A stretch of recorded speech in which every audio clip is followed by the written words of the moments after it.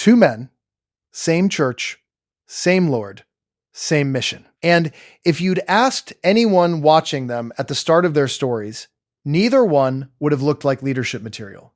One was a coward who denied knowing Jesus 3 times in a single night. The other was a murderer, a man who stood by, approving, while a crowd stoned a believer to death. These are the 2 pillars the entire early church was built on. This is the story of Peter and Paul, not as stained glass saints, but as 2 deeply flawed, radically different men that God chose anyway. And at the center of their story is a moment almost no one talks about.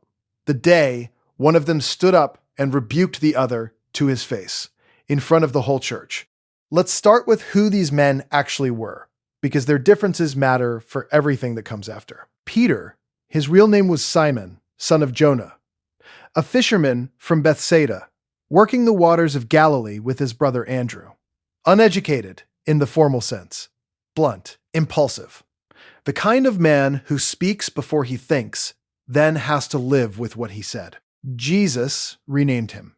Simon became Peter, Kepha in Aramaic meaning rock, which is almost ironic given how unstable Peter's early behavior actually was. He's the disciple who tries to walk on water and starts sinking the moment he doubts. He's the one who insists he'll never deny Jesus and denies him 3 times before a single night is over. The 3rd time cursing and swearing he doesn't even know the man. And yet Jesus called him first among the 12. First to confess, "You are the Christ, the Son of the living God."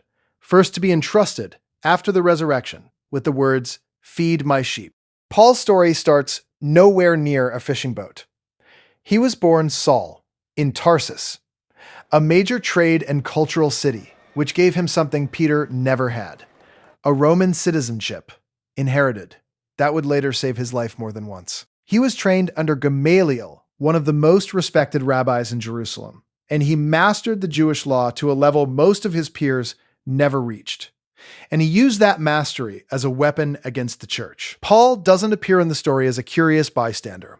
He appears holding the coats of the men stoning Stephen to death, approving of the murder. From there, he goes further, obtaining letters of authority to hunt down Christians, dragging men and women out of their homes, imprisoning them, and by his own later admission, casting his vote for their execution. This is the man who becomes the primary theologian of the New Testament.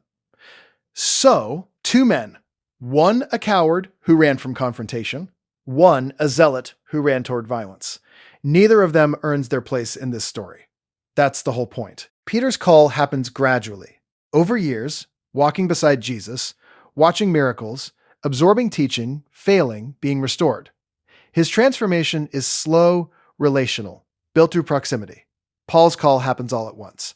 On a road, he's traveling to Damascus, still hunting believers, when a light from heaven knocks him to the ground, and a voice says, "Saul, Saul, why are you persecuting me?" He's blinded.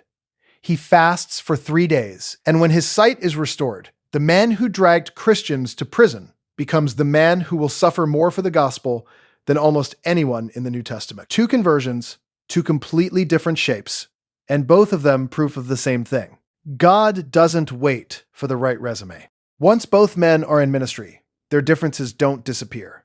They sharpen. Peter becomes the voice of the earliest church. He preaches the first sermon at Pentecost, and 3,000 people respond in a single day. He heals a lame man at the temple gate. He's the first to bring the gospel to a Gentile household, Cornelius, a Roman centurion. After a vision breaks open his entire understanding of who belongs in God's family. Peter leads by presence, by boldness, by being first into the room.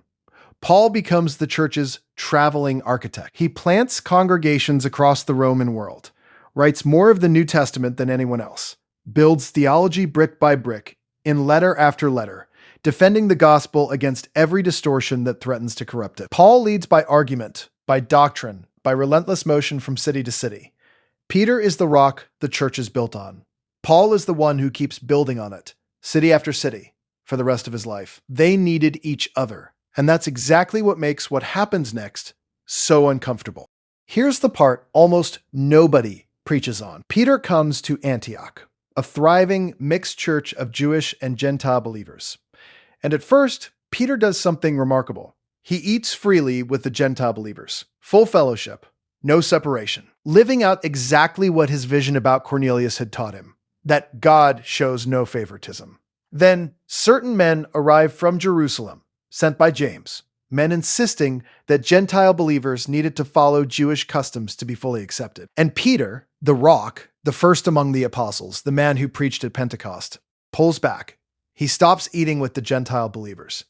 He separates himself out of fear of what the circumcision party will think. And it's not just Peter. Other Jewish believers follow his example. Even Barnabas, Paul's own trusted partner, gets pulled into the hypocrisy. Paul sees exactly what's happening, and he doesn't handle it privately, quietly, behind closed doors. He confronts Peter to his face, in front of everyone.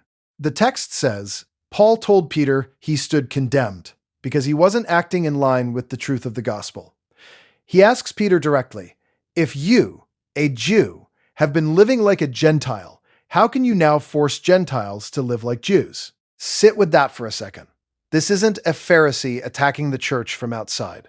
This isn't a persecutor like Saul used to be. This is one apostle, the church's chief theologian, standing up to rebuke another apostle, the church's first leader, publicly, over hypocrisy that was threatening to fracture the entire gospel message. And Scripture doesn't soften it, doesn't explain it away, doesn't tell us how Peter responded in the moment. It just leaves the confrontation sitting there unresolved on the page, exactly as uncomfortable as it actually was.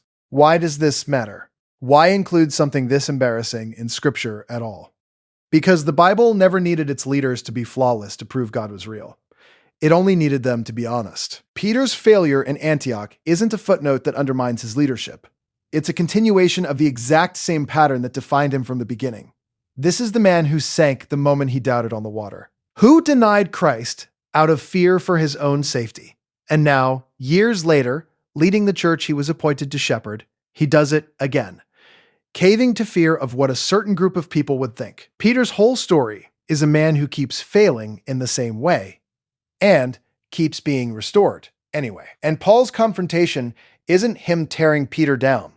It's Paul doing exactly what Paul always does, defending the gospel from anything that threatens to distort it, even when the threat is coming from someone he respects. Paul, the former persecutor, becomes the gospel's fiercest guardian. That's not a contradiction.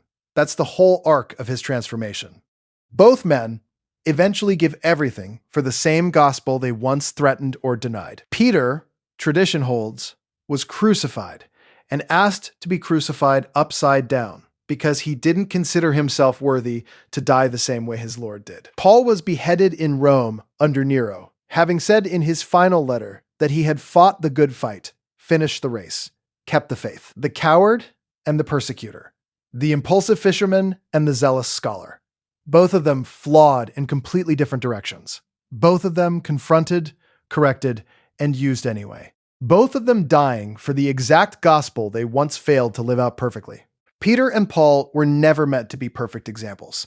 They were meant to be proof that the foundation of the church was never human perfection to begin with. So here's the question worth sitting with. If God could build his church on a coward who denied him and a persecutor who murdered his people, men who confronted each other's failures publicly and kept going anyway, what does that actually say about the kind of foundation he's willing to build with you?